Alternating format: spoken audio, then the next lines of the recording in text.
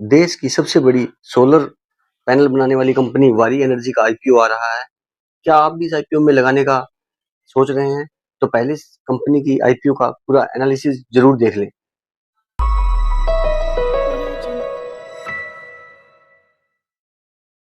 नमस्कार दोस्तों, स्वागत है आप सबका हमारे चैनल में। आज हम बात करेंगे वारी एनर्जी का जो अपकमिंग आईपीओ है उसके बारे में, जो आईपीओ 21 अक्टूबर से 23 अक्टूबर के बीच ओपन होगा रिटेल सब्सक्रिप्शन के लिए।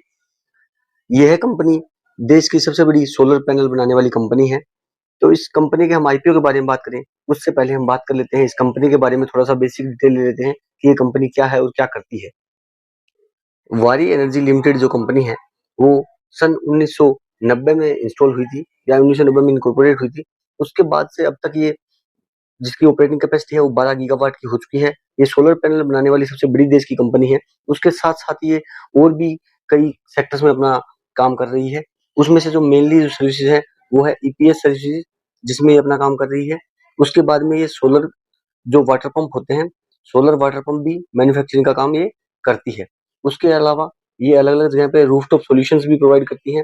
तो यानी कि इसका कंपनी का जो काम है वो काफ़ी अलग-अलग सेक्टर्स में डिवाइडेड है और ये काफ़ी रिच है अपने ऑपरेशनल कैपेसिटी में। और अभी तक का इसका जो ऑपरेशनल कैपेसिटी है वो 12 गीगावाट का है और ये अब तक गुजरात के अंदर मेनली 4 अलग-अलग साइट्स पे काम कर रही है और टोटल 136 एकड़ से भी ज़्यादा का लैंड होल्डिंग में ये अपना काम या ऑपरेशन काम कर रही है। इसके जो मेन ऑपरेटिंग जो इंस्टॉलेशंस है वो सूरत, तुम, नंदीग्राम और चिखली में है गुजरात में। इसके अलावा ये एक्सपेंशन का भी प्लान कर रही है। अब अगर हम बात करें कि कंपनी जो है अपना आईपीओ लेके ही क्यों आ रही है, यानी ऑब्जेक्टिव की बात करें जो इम्पोर्टेंट है हमारे लिए जानना, अगर हम इन्वेस्टमेंट करने की सोच रहे हैं, तो कंपनी जो इसमें इन्वेस्टमेंट करने का प्लान कर रही है इस आईपीओ के जरिए, वो अपना पार्ट फाइनेंस करेगी और साथ में साथ ये 6 गीगावाट का एक अलग से वेफर सोलर सेल और सोलर पीवी मॉड्यूल का मैन्युफैक्चरिंग फैसिलिटी प्लान कर रही है उड़ीसा के अंदर। यानी कि ये अपना एक्सपेंशन का प्लान कर रही है इस पर्टिकुलर आईपीओ के आने के बाद में। साथ ही साथ ये अपने जनरल कॉर्पोरेट पर्पस के लिए भी इस आईपीओ का जो पैसा रेज़ होगा वो उसको इन्वेस्टमेंट के लिए या कहीं यूटिलाइज़ करेगी। अब हम जब इस आईपीओ में अप्लाई करने की सोच रहे हैं, तो हमें इस कंपनी की स्ट्रेंथ का भी पता होना चाहिए कि कंपनी ऑपरेशनली कितनी साउंड है और इसका क्या खास बात है, ताकि हम इसमें आईपीओ में अप्लाई कर सकें। तो ये सबसे पहले जैसे कि हमने बताया, कंपनी जो है लार्जेस्ट सोलर पैनल बनाने वाली कंपनी है इंडिया के अंदर। तो ये एक बहुत ही अच्छा पॉइंट है जो हमें निवेश करने के लिए एक अच्छा कॉन्फिडेंस बिल्डअप देता है हमें। इसके साथ ही साथ इसका जो डाइवर्सिफाइड बेस है इंडिया और ग्लोबल कस्टमर्स के बीच में, वो भी एक इम्पोर्टेंट चीज़ है। साथ ही साथ इसकी जो ऑर्डर बुक है वो काफ़ी अच्छी है, जो कि इसको फ्यूचर में एक्सपेंड करने में और मदद करेगी। उसके अलावा इसकी जो मैन्युफैक्चरिंग फैसिलिटी है वो एडवांस्ड है काफ़ी टेक्निकली, और साथ में इसको ग्लोबल की एक्रेडिटेशंस भी मिली हुई है, यानी कि इसका जो सर्टिफिकेशन है वो भी काफ़ी अच्छा है। इसके आईएसओ की सर्टिफिकेशन भी काफ़ी अच्छे हैं। उसके अलावा इसका पैन इंडिया में रिटेल नेटवर्क है। पूरे इंडिया में इसका फैला हुआ है जो नेटवर्क है, जिससे कि इसको डिस्ट्रीब्यूशन और नेटवर्किंग में फ़ायदा मिलेगा। इसका अगर फाइनेंशियल परफॉर्मेंस देखें तो फाइनेंशियल परफॉर्मेंस भी इसका अच्छा है, जिसको हम आगे आने वीडियो के इस पार्ट में बात भी करेंगे। लेकिन कंपैरेटिवली इसकी जो स्ट्रेंथ में काउंट होता है कि इसकी जो परफॉर्मेंस है वो काफ़ी अच्छी रही है और इसकी जो मैनेजमेंट है वो भी अभी तक काफ़ी अच्छी है। और अगर एम्प्लॉइज़ की बात करें तो अभी तक एम्प्लॉइज़ फुल टाइम है इसके पास, जो इसमें काम कर रहे हैं।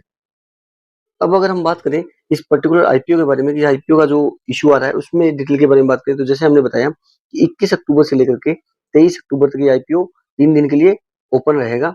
23 को जो शाम को 5 बजे है इसका लास्ट टाइम है। 5 बजे के बाद में ये कट ऑफ खत्म हो जाएगा और 24 तारीख को जो डेट होगी उससे अलॉटमेंट किया जाएगा। बेसिस ऑफ अलॉटमेंट है। और जो लिस्टिंग है उस पर्टिकुलर शेयर की, जो 28 अक्टूबर की स्टॉक एक्सचेंज पे लिस्ट होगा, और स्टॉक एक्सचेंज दोनों बीएसई और एनएसई दोनों के ऊपर ये स्टॉक एक्सचेंज पे लिस्ट होगी। हमारे साथ जानने की इम्पोर्टेंट जो चीज़ यहाँ पे क्या है कि यहाँ जो कट ऑफ डेट है, जब आप आईपीओ अप्लाई कर रहे हो तो जो कट ऑफ डेट है यूपीआई मैंडेट की, वो लास्ट डेट है इसकी 5 बजे की शाम को, अक्टूबर 23 को। उससे पहले-पहले आपको यूपीआई का मैंडेट क्लियर कर देना है अगर आपको इस पर्टिकुलर आईपीओ में अप्लाई करना है। आईपीओ का ओपन और डेट क्लोज डेट हम दोनों ने डिस्कस कर चुके हैं, 21 और 23 है। अगर कंपनी की फेस वैल्यू की बात करें शेयर की, तो ₹10 पर शेयर इसका फेस वैल्यू है आईपीओ अप आने के बाद में। और जो प्राइस बैंड की बात करें, तो जो कंपनी का प्राइस बैंड डिसाइड किया है कंपनी ने एक पर्टिकुलर शेयर का, वो ₹1423 से 1400 सॉरी 27 से ₹1503 का एक शेयर का प्राइस रखा है। इसके हिसाब से जब एक रिटेल इन्वेस्टर है, उसको लगभग 13 से 14 हज़ार रुपए के बीच में उसको पैसा लगाना पड़ेगा 1 लॉट के लिए, और उस 1 लॉट में उसको टोटल 9 शेयर मिलेंगे। रिटेल इन्वेस्टर के एक लॉट में 9 शेयर रहेंगे। अब अगर हम टोटल इश्यू साइज की बात करें, कितना बड़ा साइज है, तो ये टोटल जो इश्यू है वो लगभग 4300 करोड़ रुपए के आसपास का ये इश्यू है। उसमें से जो हमारे लिए इन्वेस्टमेंट जब हम कर रहे हैं आईपीओ में, तो हमारे लिए जो इम्पोर्टेंट बात है ध्यान देने की, वो जो पैसा 4300 करोड़ रुपए इकट्ठा इकट्ठा करेगी कंपनी, वो कहाँ यूज करेगी, वो हमें पता होना चाहिए। तो उसकी अगर हम बात करें, तो यहाँ पे आप देख सकते हैं कि जो ऑफर फॉर सेल है, 700 करोड़ रुपए के लगभग जो कंपनी पैसा उठाएगी इस आईपीओ से, वो ऑफर फॉर सेल है, यानी वो कंपनी के प्रमोटर्स के पास चला जाएगा। लेकिन जो बचा हुआ 3600 करोड़ रुपए है, वो फ्रेश इशू है। यानी कि ये हमें इम्पोर्टेंट ध्यान देने वाली बात है कि यहाँ पे 3600 करोड़ रुपए जो कंपनी इकट्ठा करेगी आईपीओ से, वो फ्रेश इशू है, यानी कि वो कंपनी अपने एक्सपेंशन के लिए या ग्रोथ के लिए इस्तेमाल करेगी। जैसा कि हमने पहले ही बताया था, कंपनी उड़ीसा में एक अपना नया प्लांट बनाने के लिए प्लान कर रही है 6 गीगावाट का, तो उसमें इस कंपनी को ये जो पैसा है यूज होगा। तो ये हमें एज एन इन्वेस्टर बहुत ही अच्छी बात है कि कंपनी आईपीओ का पैसा कंपनी के एक्सपेंशन के लिए यूज करने वाली है। अब एक और इम्पोर्टेंट एस्पेक्ट जो हमें पता होना चाहिए किसी भी आईपीओ के बारे में, वो है एंकर इन्वेस्टर्स के बारे में। जैसा कि हमने पहले वीडियो में बात कर चुके हैं, जाके आप देख सकते हैं हमारे चैनल पर कि एंकर इन्वेस्टर्स क्या होते हैं आईपीओ में, उनकी क्या भूमिका रहती है। एंकर इन्वेस्टर्स बहुत इंपॉर्टेंट रोल प्ले करते हैं किसी भी आईपीओ के अंदर, और ये फर्स्ट इन्वेस्टर्स होते हैं जो आईपीओ में लगाते हैं, और बड़े बड़े इंस्टीट्यूशनल इन्वेस्टर्स या म्यूचुअल फंड जो हाउस होते हैं, वो एंकर इन्वेस्टर का काम करते हैं। तो उसके कंपनी के डीआरएसपी के हिसाब से कंपनी ने ऑलरेडी 1276 करोड़ रुपए का बिड लिया है एंकर इन्वेस्टर से, और उनकी बिडिंग डेट एक दिन पहले स्टार्ट होती है, तो इसलिए उनका 18 अक्टूबर को बिडिंग ऑलरेडी हो चुका है।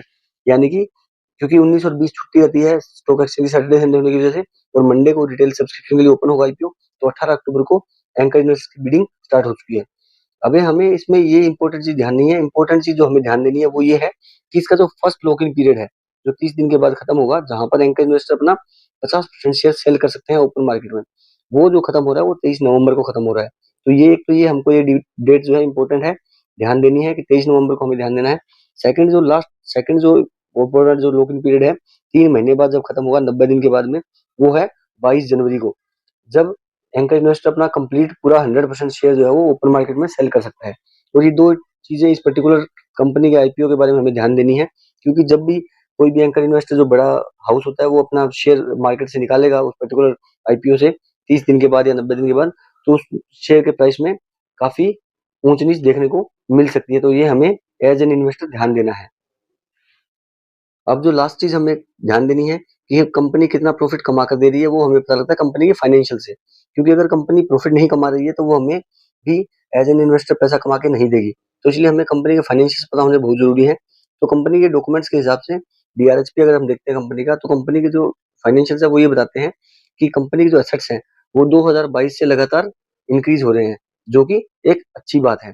उसी तरह रेवेन्यू भी कंपनी का 2022 में 3,000 के करीब था, 31 मार्च 2023 को 6,860 करोड़ रुपए के करीब था। ये सब अमाउंट जो है करोड़ में है। उसके बाद 2024 में 11,000 करोड़ रुपए करीब, यानी कि रेवेन्यू भी लगातार बढ़ रहा है। उसके बाद अगर हम प्रॉफिट आफ्टर टैक्स की बात करें, profit after tax continuously company का इंक्रीज होता रहा है, जो कि बहुत ही पॉजिटिव साइन है एक इन्वेस्टर के लिए जब वो आईपीओ में लगा रहा है। उसी तरह नेटवर्थ भी इसकी कंटिन्यूअसली इंक्रीज हो रही है। तो कंपनी का ओवरऑल अगर हम बात करें आईपीओ के बारे में, सब चीजें हमने देखने के बाद में, तो कंपनी, जैसा कि हमने बात की कि सबसे लार्जेस्ट कंपनी है सोलर पैनल बनाने के लिए। उसके अलावा ये काफी और भी डाइवर्सिफाइड सेक्टर्स में काम करती है।